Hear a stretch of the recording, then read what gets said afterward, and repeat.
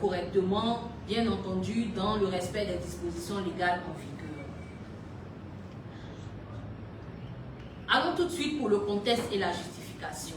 Alors, il est mis en place depuis mai 2021 la plateforme e-entreprise qui recueille toutes les demandes de création d'entreprises en ligne et qui fait traiter les dossiers de nos équipes en ligne.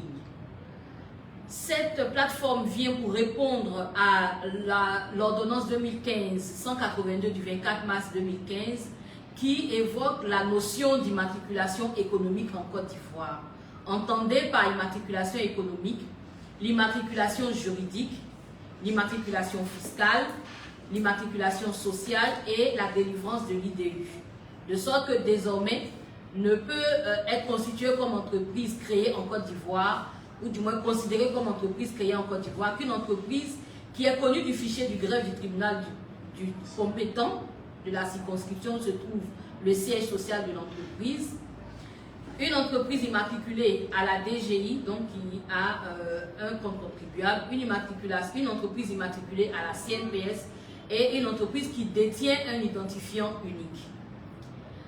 Depuis 2021, les usagers du guichet unique soumettent donc leur demande de création d'entreprise et reçoivent par le même procédé tous les documents afférents à la création de l'entreprise. Cette procédure est sanctionnée par la délivrance d'un certificat qui porte l'identifiant unique.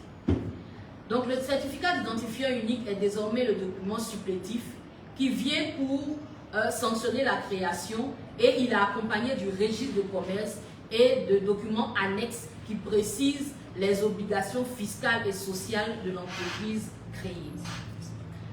Les opérateurs économiques dont les entreprises ont préalablement été immatriculées peuvent soumettre eux aussi leurs demandes en ligne, prenant soin de numériser le registre de commerce qu'ils ont préalablement obtenu pour justement satisfaire les autres étapes de la procédure de création d'entreprise et se voir attribuer un identifiant unique.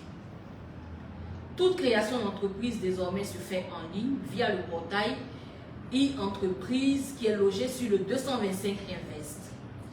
Les entreprises anciennement immatriculées, donc considérées comme entreprises déjà en activité et qui n'ont pas l'IDU peuvent se le faire octroyer via la plateforme www.idu.ci.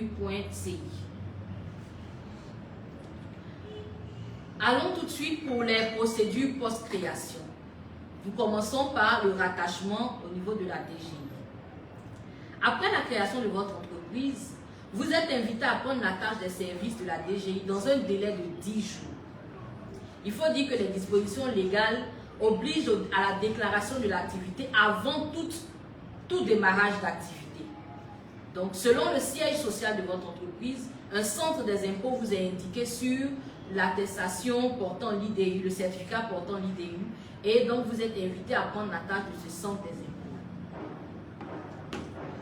Pour ce faire, le chiffre d'affaires prévisionnel doit être évalué à l'année, déclaré à l'occasion de la Constitution, et cela vous permet d'être classé dans un régime d'imposition et rattaché à un poste comptable pour permettre justement la collecte des impôts dus au titre de l'activité que vous exercez.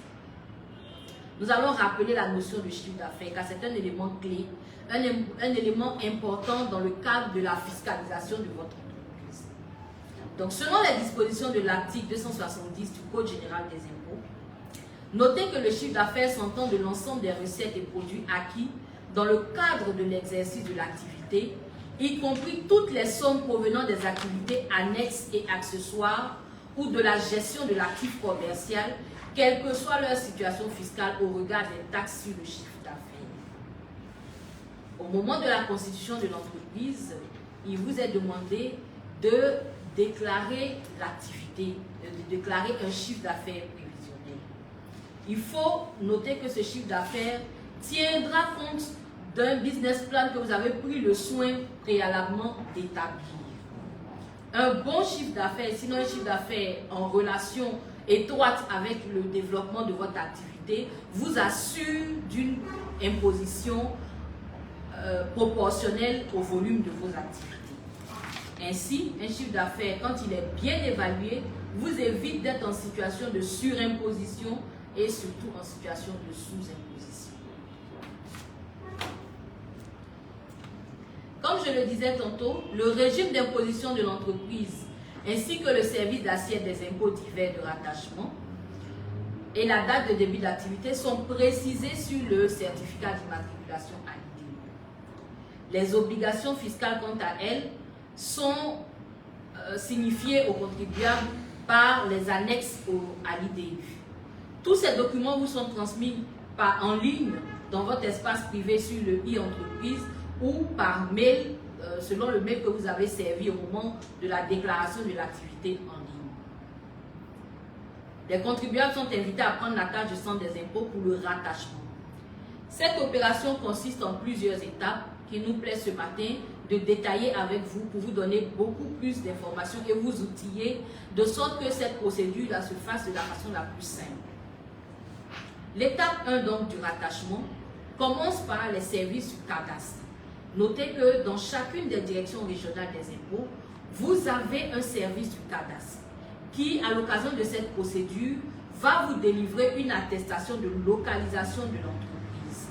Cette attestation va porter les références cadastrales du siège social de l'entreprise. Entendez par référence cadastrale le numéro du lot, l'ILO, une indication précise, mais aussi des références techniques internes à la DGI qui vont permettre justement le rattachement de votre entreprise.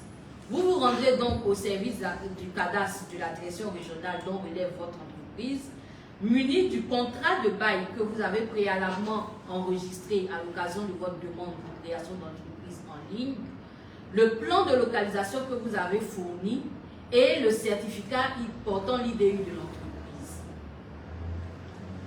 Le service du cadastre vous délivre l'attestation de localisation de l'entreprise. À cette attestation, vous allez joindre l'entièreté du dossier que vous avez soumis en ligne et évidemment le certificat portant l'IDU et vous rendre au bureau accueil du service d'assiette des impôts divers dont relève votre entreprise. Le dossier constitué sera donc déposé au bureau accueil et le rattachement de votre entreprise se fera. Il appartient donc au centre des impôts en étape 3 d'intégrer au fichier des contribuables actifs votre entreprise et de vous délivrer un numéro de télédéclaration.